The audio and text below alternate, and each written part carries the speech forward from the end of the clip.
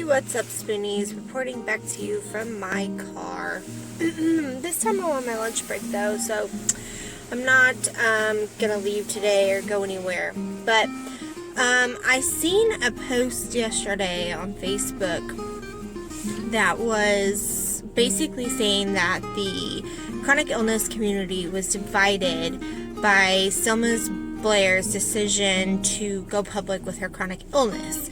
And the division falls by the fact that half of the people say that it was unrealistic for her to come out like that because it shows chronic illness family members that she can look that good and feel that good and go do things and she can still work and all these things. And it was false advertisement to her disability or illness. And then the other side of the division was the fact that she has all these help, she has assistance and she has lots of money so she can get treatments that she needs and some of us can't afford. I mean, even with decent health insurance, I still get stuck with $6,000 deductible. I have co-insurance that's $2,000-$3,000. I have co-pays. I still have to pay medication co-pays. It's ridiculous how much we have to pay. So then you see a celebrity that can go on record and say, oh, it's not that bad, or I make it just fine. It does bring that division in the community. So I can see where it comes. But this is where you need to have the stance in your relationships, in your life, to say to people that Selma Blair is not you. You don't have those funds. You don't have the help she has. And people were throwing Lady Gaga under the bus because she has gone on record before to talk about her chronic illness and things that she goes through. But if anyone's watched her documentary, and I watched it, but it's been a while, and I have massive brain fog, so I forget things very easily. But please correct me if I'm wrong, but I'm pretty sure she actually said in her documentary that she was very fortunate that she had the money that she had to take care of herself, because she was very much aware that there's many people that did not have that capability to take care of themselves.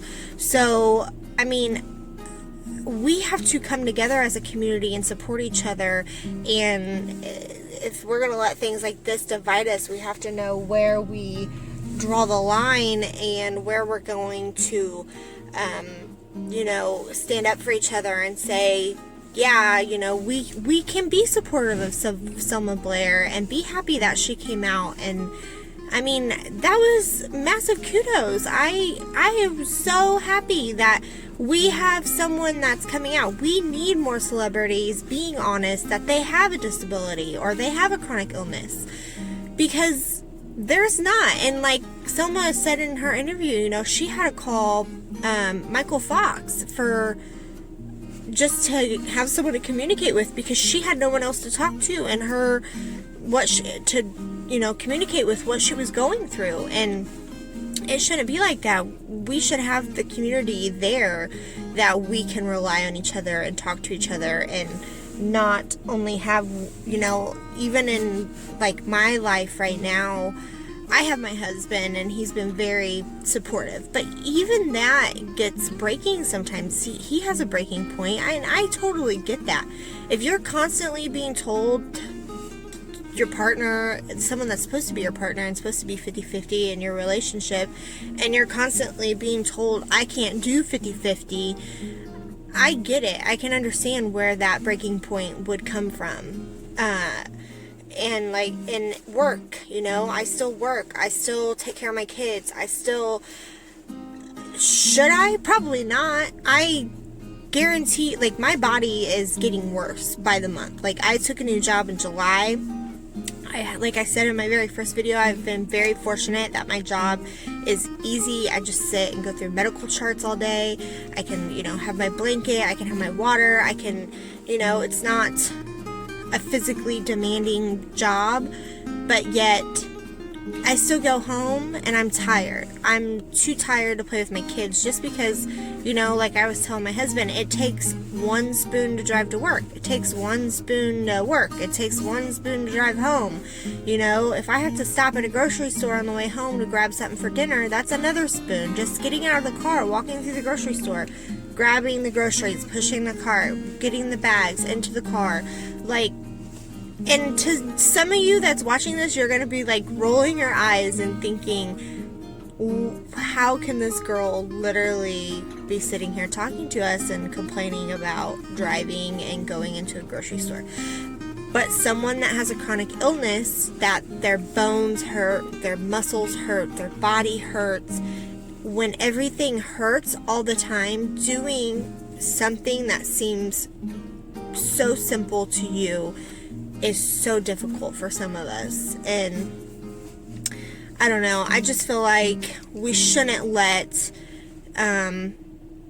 celebrities coming out divide us by money. I mean, we could let money divide anybody. You could divide me from my, you know, from people in my own neighborhood, because I live in a nicer neighborhood than someone else in my community, and you know, she doesn't have insurance and I do, so therefore I can afford my treatments and she can't. But you know what, then people with I literally, I could show you the text, well, it's the voicemail to text on my phone.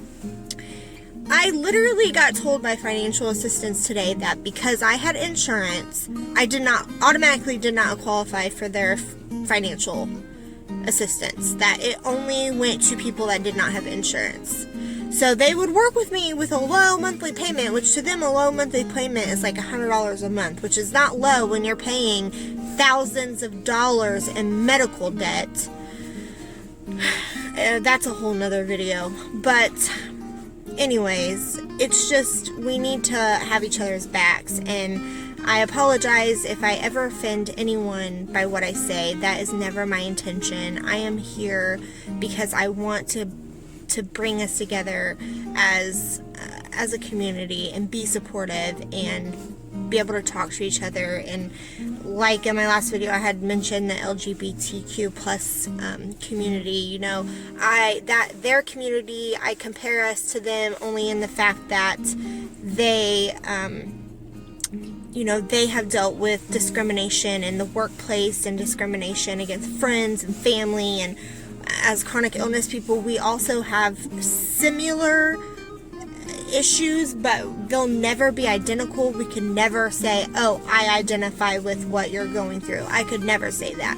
I have someone in my family going through it right now. I could never go to her and say, I completely understand what you're going through, how you feel, but she could never say that to me. But what we can say to each other is, you know, I understand that you're going through something that's mighty difficult, and I've been going through something that's mighty difficult. Let's have each other's back, because my community is a mess right now, your community's a mess right now, and everyone else that's not in their own communities, that, you know, people that don't have to identify in communities like ours,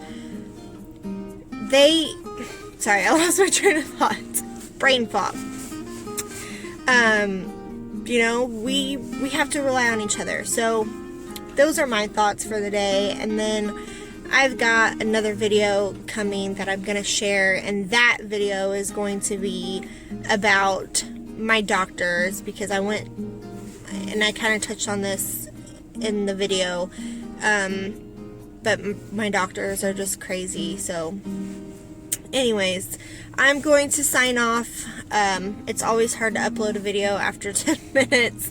So hopefully you guys can understand my passion towards bringing us together and why I'm here on YouTube, trying to share my story, trying to get you to share your story. Hopefully we can build what we need to build, because I need my community.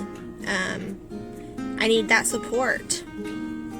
And I'm going to start crying. So I am going to get off here before I start getting emotional again, because I've been so emotional last week. I don't know if I can take it anymore. Anyways, that's it for me. I'm signing off. I'll see you in the next one, guys.